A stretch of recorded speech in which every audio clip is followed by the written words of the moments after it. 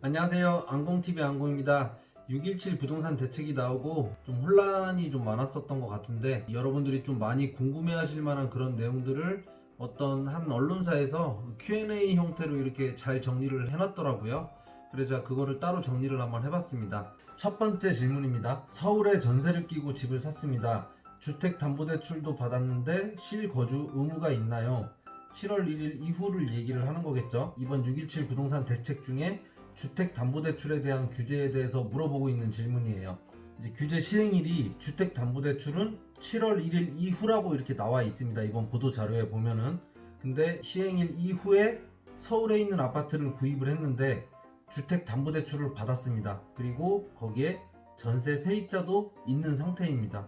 개선된 내용이 2020년 7월 1일부터 규제 지역 내 주택 구입을 위해 주택담보대출을 받는 경우에는 거래가액과 관계없이 6개월 내에 전입 의무를 부과를 했다. 이 만약에 6개월 내에 전입을 하지 않는다면 주택담보대출 해줬던 거를 해수를 하겠다고 합니다. 그래서 이제 6개월 안에 이 사람은 전입을 해야 되는데 기사에 대한 답변은 이제 이렇게 돼 있어요. 서울은 전 지역이 투기과열지구다. 그래서 이번 대책으로 조정대상 지역, 투기과열지구 모든 규제 지역 안에서는 주택담보대출을 받는 경우 집값과 상관없이 6개월 이내에 전입을 해야 된다. 전입하지 않으면 대출금을 회수하고 향후 3년 동안 주택 관련 대출을 받는 것이 제한이 된다. 이렇게 답변이 되어 있습니다. 궁금했던 게 뭐냐면 전세 세입자가 있는 경우잖아요. 그러면 내가 6개월 안에 여기에 전입을 하려고 하는데 이 전세로 살고 있는 세입자의 임대 기간이 6개월 더 뒤로 가 있다고 하면 그때는 이제 어떻게 되는지 그게 조금 궁금하더라고요. 이번 6.17 대책에서 전세대출 규제라든가 이런 데서 보면 세입자가 있는 경우에는 좀 유예를 해주고 이런 게 있었는데 주택담보대출 같은 경우에는 그런 내용들이 보도자료에도 없습니다. 세입자가 있어서 뭐 좀 유예를 해준다던가 세부적인 내용들이 나올 수도 있겠지만 현재로서는 이런 것 같아요. 주택담보대출을 받을 때는 실제로 실거주 목적으로만 대출을 받아라. 이제 이런 의미가 지금 정책의 방향이 그렇잖아요. 그렇게 돼 있기 때문에 담보대출을 받아서 이제 집을 샀는데 6개월이 더 지나서 입주를 한다는 거는 그거는 실거주로 보지를 않겠다. 이제 이런 의미인 것 같습니다. 전세 세입자가 있는 경우 그리고 규제 지역 안에 있는 아파트를 매입을 할 경우에는 전세 세입자의 임대차 기간이 6개월 안쪽으로 내가 담보대출을 실행하는 날짜로부터 그러니까 잔금 치르는 날이 되겠죠. 그 날로부터 세입자가 임대 기간이 6개월 안쪽으로 만기가 돼서 끝나는 집을 매입을 해야 담보대출이 회수되지 않고 유지를 할 수가 있겠죠. 이제 이런 내용이 나왔습니다.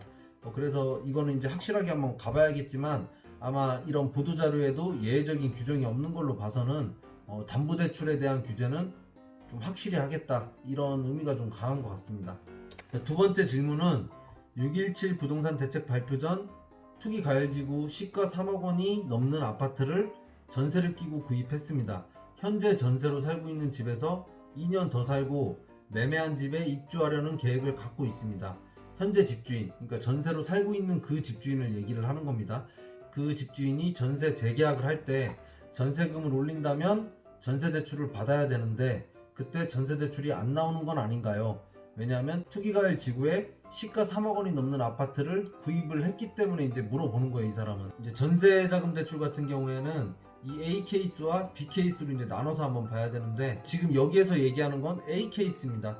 투기지역, 투기과열지구 내에 시가 3억 원 초과 아파트를 구입하는 경우 이게 시행일 이후 구입하는 경우에는 결국 전세자금 대출을 해주지 않겠다는 얘기죠. 근데 이 사람은 6.17 부동산 대책 발표 전에 시가 3억 원이 넘는 아파트를 전세를 끼고 구입을 한 거기 때문에 전세 대출을 받는 데는 아무 무리가 없다. 이렇게 답변이 나왔습니다. 답변을 보면 전세 대출이 가능하다. 시행일인 7월 중순 보도자료에 보면 내규 개정 시행일 이후라고 되어 있는데 이번 기사를 보니까 이게 7월 중순쯤이 될 건가 봐요. 그래서 7월 중순 이후에 새롭게 투기지역과 투기과열지구에 3억 원 초과 아파트를 구입했을 경우 새롭게라는 말이 이제 중요하겠죠. 시행일 이후 새롭게 구입하는 경우에만 전세 대출이 되지 않는다. 이 사례는 규제 시행일 이전에 이미 아파트를 산 것이기 때문에 전세 대출은 정상적으로 나온다. 이렇게 답변이 나왔습니다. 근데 여기서 이제 하나 체크해 볼 게 뭐냐면 보유 아파트 가격, 그러니까 내가 구입했던 시가 3억 원이 넘는 아파트, 이 아파트가 만약에 시가로 9억 원이 넘는다면 지난해 1216 부동산 대책에 따라서 전세 대출이 나오지 않는다. 이렇게 답변이 나왔습니다. 1216 부동산 대책을 잠깐 보면 여기서 시가 9억 초과주택 보유자 그리고 전세 대출을 받은 후에 9억 초과주택 구입 시 대출을 회수를 하겠다라는 내용이 들어와 있습니다. 그러니까 새롭게 구입하는 집이 9억 원을 넘으면 안 되겠죠. 그래서 1216 부동산 대책에서 걸릴 수도 있고 617 부동산 대책에서도 걸릴 수도 있기 때문에 두 가지 대책을 연결을 해서 생각을 해봐야 될 것 같습니다. 세 번째 질문은 투기가을지구에서 4억 원대의 아파트를 전세를 껴서 갖고 있습니다. 전세 대출 만기 연장이 가능한가요? 이 케이스 같은 경우에는 전세 대출 후에 전세로 이 아파트에 지금 거주를 현재 하고 있는 상태예요. 여기에서 4억 원대, 그러니까 시가 3억 초과하는 아파트를 구입을 했습니다. 이게 투기 가을지구에 있는 걸 구입을 한 거예요. 근데 현재 전세 세입자도 있는 상태고요. 이 사람은 규제 시행일 전에 이미 이렇게 되어 있는 상태입니다. 자, 이걸 한번 보면 될 것 같아요.